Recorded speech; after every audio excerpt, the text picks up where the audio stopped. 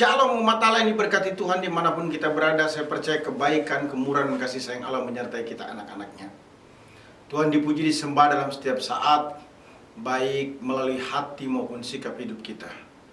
Kembali bersama dengan saya, Pendeta Dr. Hanas DTH dalam program Reministry. Kita akan merenungkan firman Allah yang sejuk, yang membuat kita semakin bertumbuh, berakar dan berbuah di dalam Kristus Yesus Tuhan kita. Setiap orang, khususnya umat Allah, harus menyadari dirinya adalah pribadi yang selalu menyampaikan pesan atau menjadi alat komunikasi, penyambung lidah akan suatu berita. Biasa disebut sebagai komunikator. Nah, itu sebabnya secara khusus bagi orang percaya, dia harus menyampaikan pesan yang baik. Itu sebabnya dia harus menjadi pribadi yang memberitakan atau menyampaikan good news ataupun kabar baik. Umat Allah yang diberkati Tuhan. Pertanyaannya, bagaimana menjadi pribadi yang selalu mengkomunikasikan atau menyampaikan good news, kabar baik? Ini menjadi sangat penting sekali, karena bukan hanya berguna bagi orang itu yang menjadi penyampai kabar baik, tetapi juga bagi orang yang mendengarkannya. Jangan lupa bahwa setiap orang percaya dikategorikan sebagai pemberita atau penyampai good news. Saya dan Anda semua adalah orang-orang yang menyampaikan good news, kabar baik. Haleluya, haleluya, haleluya. Tema kita saat ini adalah pribadi yang menyampaikan good news atau kabar baik. Seperti apa atau bagaimana sebenarnya pribadi yang menyampaikan good news atau kabar baik itu? Pertama, dimulai dari hati. Jadi, hati adalah merupakan kunci utama untuk menjadi orang yang menyampaikan good news atau kabar baik. Pribadi yang menyampaikan good news dimulai dari hati. Hati yang harus terbuka menerima Yesus sebagai Tuhan atau Juru Selamat pribadi. Tidak hanya sampai di situ, tetapi juga memiliki pengalaman bersama dengan Tuhan. Ini sangat penting, karena apa yang menjadi konten atau isi beritanya itu tentu merupakan pengalaman bersama dengan Tuhan. Baik ketika dia menerima Yesus sebagai Tuhan dan Juru Selamat pribadi, maupun setelah itu. Satu pengalaman yang dia alami selalu bersama dengan Tuhan. Hati merupakan kunci utama yang menjadikan setiap orang dapat menyampaikan kabar baik. Ketika hati tidak baik, maka kabar yang tersiar juga buruk, tidak baik. Namun ketika hati baik, maka kabar yang disampaikan juga tentu baik. Jadi, good news, kabar baik yang disampaikan oleh setiap orang percaya itu harus dimulai dari hati. Itu sebabnya jaga hati sedemikian rupa, agar tidak menyimpan, memendam hal-hal yang buruk.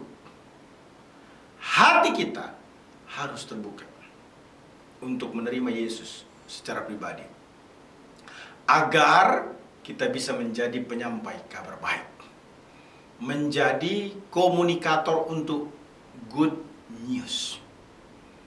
Yohanes 1 ayat 12 berkata, tetapi semua orang yang menerimanya diberinya kuasa supaya menjadi anak-anak Allah, yaitu mereka yang percaya dalam namanya. Artinya, hanya dengan percaya menerima Yesus sebagai Tuhan dan Juru Selamat pribadi, maka orang itu akan bisa diubah hatinya dari hati yang dikuasai, dikendalikan, dikontrol oleh dosa menjadi orang yang hidupnya, hatinya dipenuhi oleh kebenaran Allah, dipenuhi dengan kehendak Allah, yang menjadikan orang itu berpengalaman dengan Allah, sehingga orang itu menyampaikan Yesus Juru Selamat. Hati kita harus terbuka untuk rela menjadi utusan penyampai kabar baik. Jadi bukan hanya menerima Yesus sebagai Tuhan dan Juru Selamat pribadi, tapi juga dilanjutkan dengan hati yang terbuka untuk menjadi utusan atau penyampai kabar baik. Roma 10 ayat 14 sampai dengan 15 menyatakan, tetapi bagaimana mereka dapat berseru kepadanya jika mereka tidak percaya kepada Dia? Bagaimana mereka dapat percaya kepada Dia jika mereka tidak mendengar tentang Dia? Bagaimana mereka mendengar tentang Dia jika tidak ada yang memberitakannya? Dan bagaimana mereka dapat memberitakannya jika mereka tidak diutus? Seperti ada tertulis, betapa indahnya kedatangan mereka yang menyampaikan atau membawa kabar baik. Saudara, tidak ada orang yang bisa mendengar Yesus sebagai Tuhan dan Juru Selamat kalau tidak ada yang menyampaikan. Bagaimana ada orang yang bisa menyampaikan kalau tidak ada yang diutus? Orang tidak bisa berseru kepada Yesus Tuhan kalau tidak mendengarkan kabar Yesus Tuhan. Bagaimana orang bisa mendengarkan kabar Yesus Tuhan kalau tidak ada yang mengutus? Tetapi orang yang rela, dikatakan, betapa indahnya kedatangan mereka yang membawa kabar baik. Hati kita harus menerima Yesus sebagai Tuhan dan Juru Selamat pribadi. Karena itulah yang akan kita sampaikan sebagai good news, kabar baik kepada setiap orang. Pengalaman menerima Yesus sebagai Tuhan dan Juru Selamat pribadi menjadi pendorong terkuat kita memberitakan good news, kabar baik, Yesus Juru Selamat. Selanjutnya harus ada kerelaan. Jadi bukan semata-mata karena orang itu diutus untuk menyampaikan kabar baik sehingga menyampaikan kabar baik, tapi dirinya merasa memiliki tugas tanggung jawab untuk menyampaikan kabar baik dengan penuh kesadaran, dengan penuh kerelaan, menyampaikan good news kepada orang lain. Pribadi yang menyampaikan good news atau kabar baik harus tidak bisa tidak harga mati menerima Yesus sebagai Tuhan dan Juru Selamat pribadi dan rela tanpa dipaksa, tidak menggerutu, dengan tulus, dengan ikhlas, dengan penuh kerendahan hati menjadi alat Tuhan untuk menyampaikan good news. Umat Allah yang diberkati Tuhan, pribadi yang menyampaikan good news dimulai dari hati. Yang kedua, ditunjukkan dengan sikap. Pribadi yang menyampaikan good news ditunjukkan dengan sikap yang mengaplikasikan setidaknya khotbah Tuhan Yesus maupun ajaran para rasul atau murid daripada Tuhan Yesus Kristus. Sikap menyampaikan kabar baik.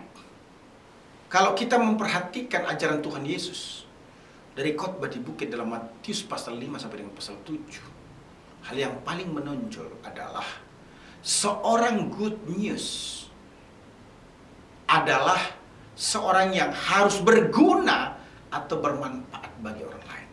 Itu sikap posisi yang harus dimiliki. Matius 5 ayat 13 berkata, kamu adalah garam dunia.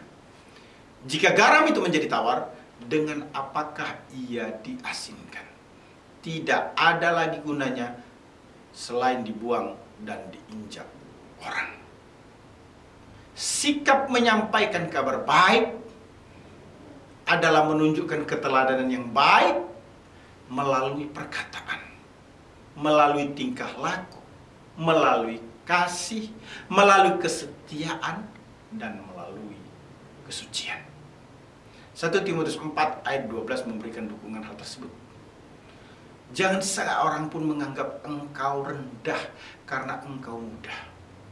Jadilah teladan bagi orang-orang percaya dalam perkataanmu, dalam tingkah lakumu, dalam kasihmu, dalam kesetiaanmu, dan dalam kesucianmu.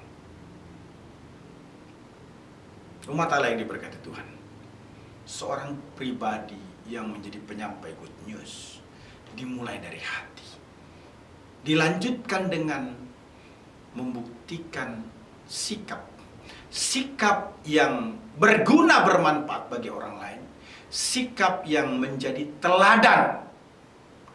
Ini penting buat kita, sebab keteladanan itu berbicara lebih kuat daripada kata-kata. Orang lebih cenderung mempercayai, menilai, menyimpan, bahkan menyampaikannya kepada orang lain tentang apa yang kita lakukan daripada apa yang kita ucapkan. Pribadi yang menyampaikan good news ditunjukkan dengan hidup yang berguna atau bermanfaat bagi orang lain dan menjadi teladan baik yang patut dicontoh. Umat Allah yang diberkati Tuhan Yesus Kristus, menarik sekali untuk kita pahami, kita mengerti, kita sebagai orang percaya yang adalah pribadi yang menyampaikan good news, harus dimulai dengan hati menerima Yesus, hati yang rela menyampaikan kabar baik, kemudian ditunjukkan dengan sikap yang berguna, bermanfaat bagi orang lain, sikap yang menjadi teladan bagi orang lain. Selanjutnya yang ketiga adalah dipelihara oleh Roh Allah.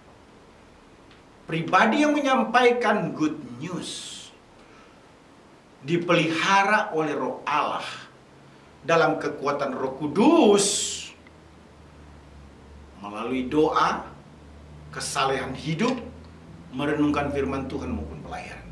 Itu jelas dibuktikan oleh Alkitab. Roh Kudus akan mendorong setiap penyampai kabar baik untuk berdoa bagi setiap orang percaya. Roma 6 ayat 27 berkata, dan Allah telah menyelidiki hati nurani, mengetahui maksud roh itu, yaitu bahwa ia sesuai kehendak Allah berdoa untuk orang-orang kudus. Jadi Roh Kudus yang memelihara kita dengan kasih karunia-Nya akan membuat kita menjadi orang yang selalu berdoa, terutama berdoa untuk orang-orang kudus, agar dijaga Tuhan dari serangan kekuatan iblis setan dengan segala pengaruhnya, agar orang-orang percaya termasuk juga sesama penyampai kabar baik hidup di dalam kehendak Allah.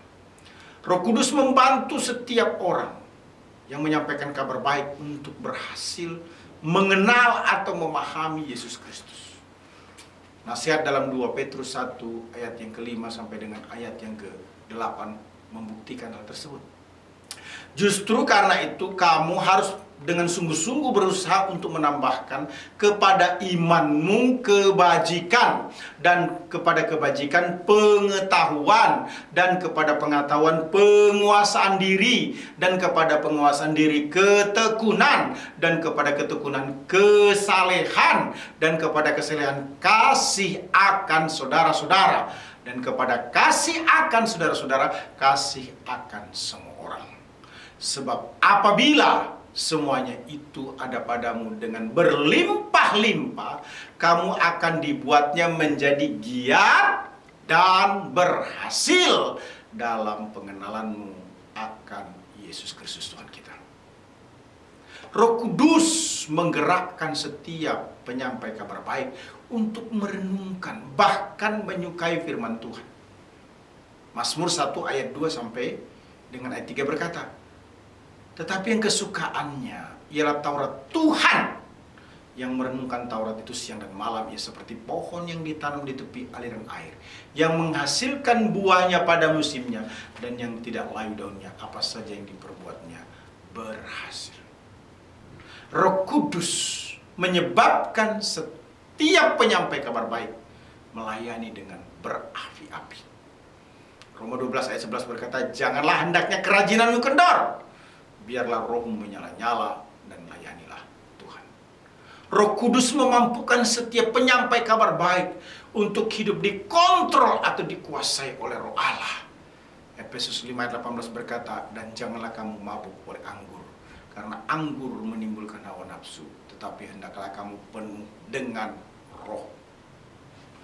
Pribadi yang menyampaikan good news dipelihara oleh Roh Kudus yang ditunjukkan dengan berdoa bagi setiap orang percaya, berhasil mengenal atau memahami Yesus Kristus, merenungkan bahkan menyukai firman Tuhan, melayani dengan berapi-api, hidup dikontrol atau dikendalikan Roh Allah.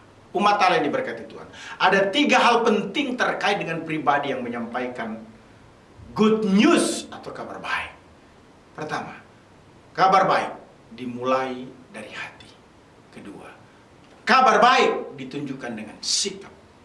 Ketiga, kabar baik dipelihara oleh rohnya. Haleluya. Tuhan Yesus memberkati kita. Immanuel. Amin.